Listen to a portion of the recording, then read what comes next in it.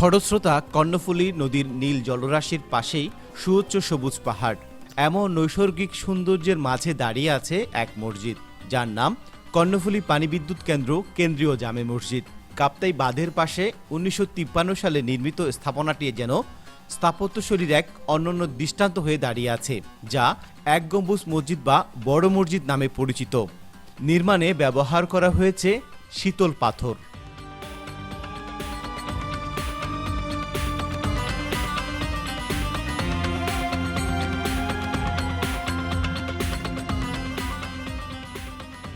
মসজিদটি নির্মাণ কৌশলে রয়েছে বেশ কিছু পাণ্ডিত্য। সচরাচর মসজিদের সামনে একটি বারান্দা দেখা গেলেও এখানে রয়েছে দুটি বারান্দা। এছাড়াও মসজিদের উত্তর ও দক্ষিণ পাশে রয়েছে নামাজ আদায়ের আলাদা সুবিধা। মসজিদের প্রবেশের জন্য আছে 5টি দরজা, তবে নেই কোনো জানালা। তার পরিবর্তে দেয়ালের কিছু দূর পরপর জানালার সমান নেটিং করা, ফলে অনায়াসে নদীর শীতল বাতাস ও পর্যাপ্ত আলো প্রবেশ করতে পারে। দিনের বেলায় লাইট ও ফ্যান চালানোর প্রয়োজন হয় না।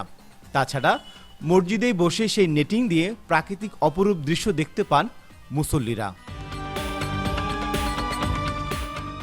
বিশাল এই মসজিদের ছাদ দাঁড়িয়ে আছে সরু 4টি পিলারের উপর, আর সেখানে রয়েছে প্রায় 400 মিটারের ব্যাসার্ধের বিশাল গম্বুজ। গম্বুজের চূড়ায় রাখা হয়েছে আলো প্রবেশের ব্যবস্থা। মোট কথা 50 দশকের নির্মিত এই মসজিদটি এখন স্থাপত্য শিল্পের এক অনন্য নিদর্শন হিসেবে এখনও সগৌরবে দাঁড়িয়ে আছে। ঐতিহাসিক এই মসজিদে নামাজ আদায়ে পরম প্রশান্তির কথা জানিয়েছে স্থানীয়রা। আমি এই মসজিদে প্রায় আজকে 18-19 বছর নামাজ পড়ি, খুব ভালো লাগে। এটা একটা ঐতিহ্যবাহী মসজিদ।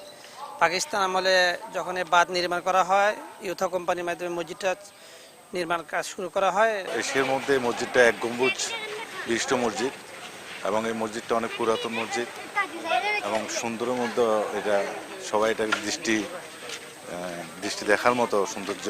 আমাদের এই মসজিদটা খুবই ভালো, মনে করেন শীতল, মনে করেন গরমের দিনে খুবই ভালো। আর এই মসজিদের মনে করেন সব জায়গায় নাম কাম আছে, ইনশাল্লাহ আমরা নামাজ পড়ে খুবই শান্তি পাই। এশিয়া মহাদেশের ভিতরে মোটামুটি এক গম্বুজের ভিতরে এটা একটা বৃহত্তম মসজিদ। মোটামুটি এটা একটা নাম আছে রাঙ্গামাটি পার্বত্য অঞ্চলের ভিতরে, মানে এটা একটা আনকমন মসজিদ আর কি।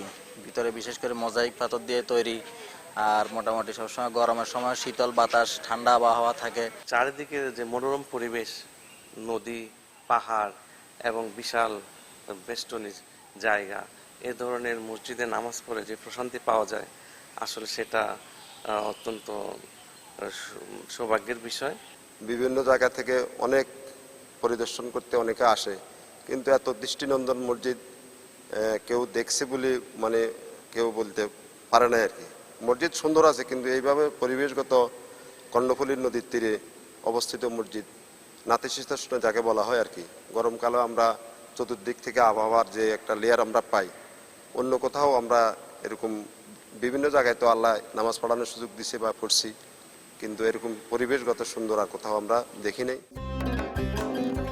তবে প্রাচীন এই মসজিদটি এখন বয়সের ভারে যেন নতজানু, ফিকি হয়ে গেছে রং। সংস্কারের অভাবে বর্ষায় গম্বুজ চুয়ে পানি পড়ার কারণে নামাজ আদায় করতে পারেন না মুসল্লিরা। তাই মসজিদটি সংস্কারের দাবির কথা জানান মুসল্লিরা। আমাদের এই মসজিদটা মোটামুটি একটা ইতিহাস বহন করে চলছে।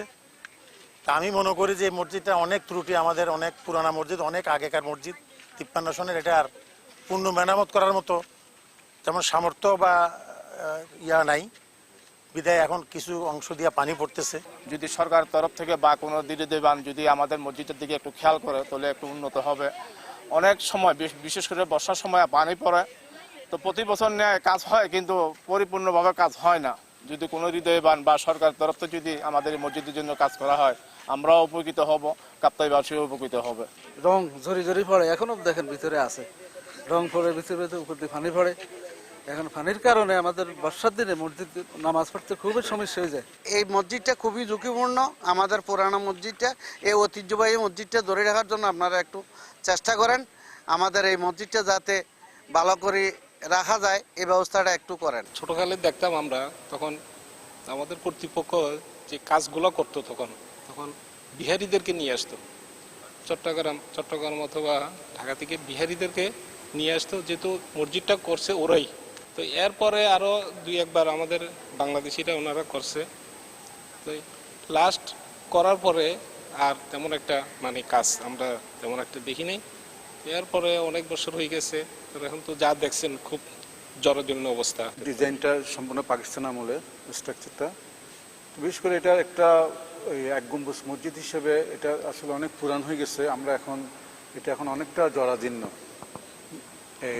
আপনার পানি পরে ভিতরে অনেক ফাটল দেখা দিচ্ছে।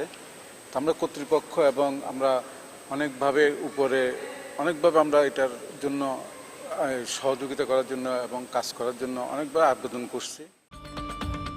মসজিদটি সংরক্ষণ ও সংস্কারের জন্য সরকারের সহায়তা চাইলেন সংশ্লিষ্টরা। বিভিন্ন সময় মসজিদ সংস্কার করতে গিয়ে আমরা আসলে পুরাতন অনেক কিছু চেঞ্জ করে ফেলছি হয়তো।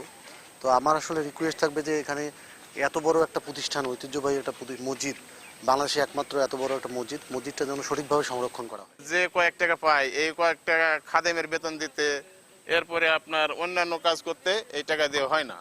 একটা খাদেমের বেতনই দিতে পারি নাই, তাইলে আপনার ওই অত বড় কাজ কিভাবে করব? অত বড় কাজ করা সম্ভব না। পিডিপি সামান্য কিছু দেয়, ওরাও একটু সামান্য কিছু দেয়, যে পরিমাণ বাজেট দেয় এতে কিছুই হবে না। মসজিদ পরিচালনা কমিটির তথ্য মতে 13 কাতার বিশিষ্ট এই মসজিদে একসাথে নামাজ আদায় করতে পারেন প্রায় 2000 মুসল্লি। জিয়াউল হক, চ্যানেল 24, রাঙ্গামাটি।